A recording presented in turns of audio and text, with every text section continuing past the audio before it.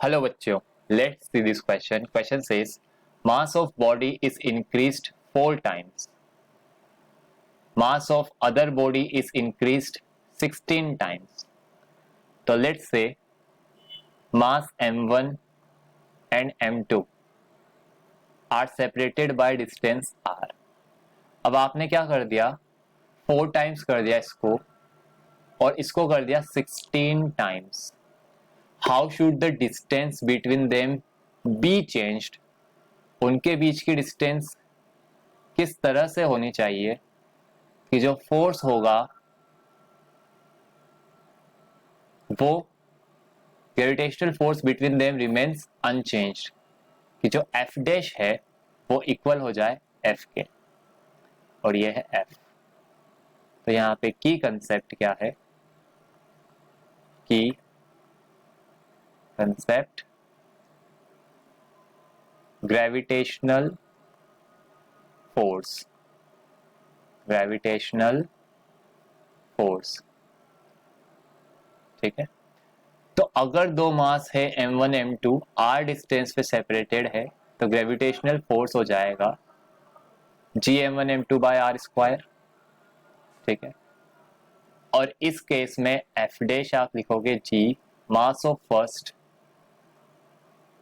Mass of second by are dash का square. ये R dash है. अब ये दोनों फोर्स इक्वल होने चाहिए.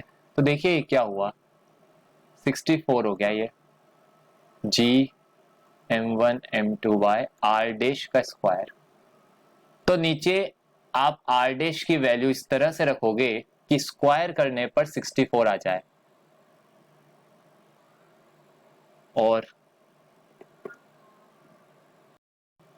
तो सर आर डैश की वैल्यू अगर हम रखें 8 टाइम्स आर तो 8 का स्क्वायर करने पे 64 आता है.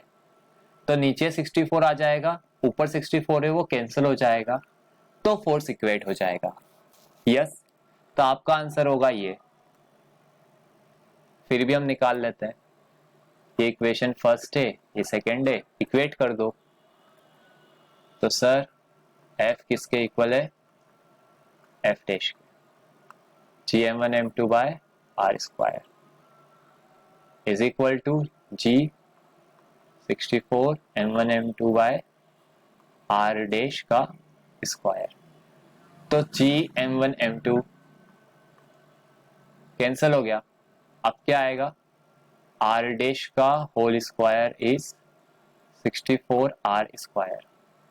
आर डैश का होल स्क्वायर इज 8 आर का होल स्क्वायर. तो यहां से क्या आ गया सर? यहां से आ गया r dash is equal 8 r. This is your answer.